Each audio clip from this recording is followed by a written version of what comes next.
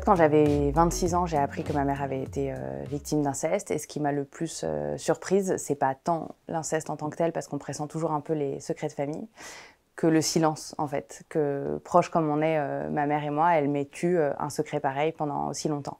Et donc, ce qui préside au livre, c'est vraiment ce questionnement de qu'est-ce qui fait qu'elle n'a pas pu m'en parler, qu'est-ce qui fait qu'il y a eu ce silence-là.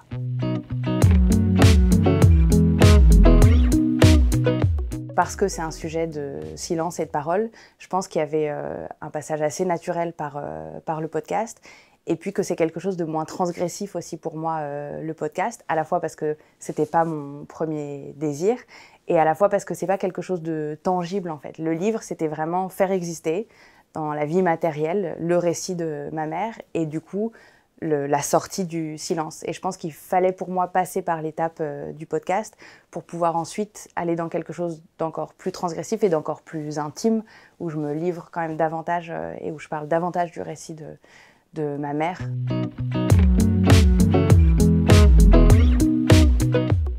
L'écriture, c'était à la fois quelque chose de nouveau et quelque chose que je fais depuis longtemps en tant que journaliste. Moi, j'écris depuis un peu plus d'une dizaine d'années, et le podcast, c'était aussi une sorte d'écriture. Mais paradoxalement, je pense que c'est encore plus intime, l'écriture d'un livre, et on pourrait croire qu'on met plus de soi dans un podcast, parce que moi, on entend ma voix dans le podcast, on entend la voix de ma mère, etc. Mais du coup, il y a aussi un certain nombre de choses qu'on n'a pas besoin de dire, parce que la voix trahit un certain nombre de choses.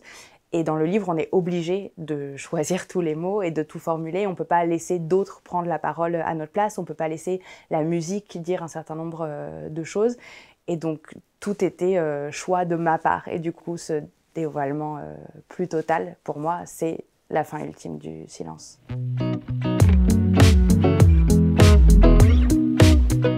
La sortie du silence, c'est un éternel recommencement, et moi je l'ai expérimenté dans ma famille, c'est-à-dire que par exemple quand ma mère a raconté son histoire à ma sœur m'en a pas parlé. Quand moi, ma mère m'a raconté ensuite son histoire, j'en ai pas parlé à mon petit frère, et quand mon frère l'a appris, il ne nous a pas dit qu'il le savait, il n'est pas venu en discuter avec nous.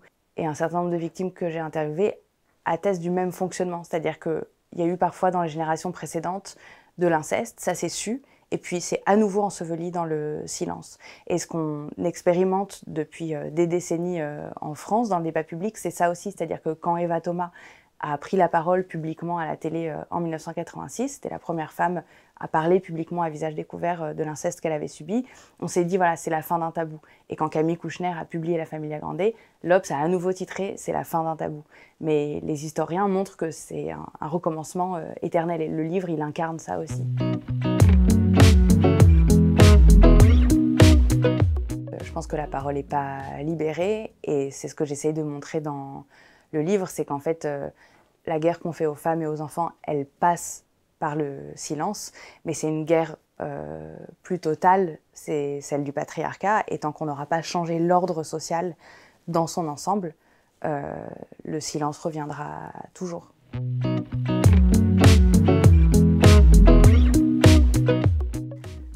Le silence revient toujours, aussi vite que retombe la danseuse après son saut.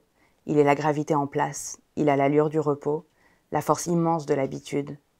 Je me suis remise à ma table, j'ai réécouté mes dizaines d'heures d'entretien, je me suis replongée dans les articles, les livres et les films.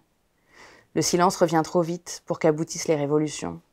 Il est le retour de bâton contre lequel le féminisme nous a si bien prévenus. Mais nous avons en nous des armées d'hirondelles. Si le silence ressemble aux hivers inéluctables, la parole doit avoir l'obstination des printemps. Je recommence.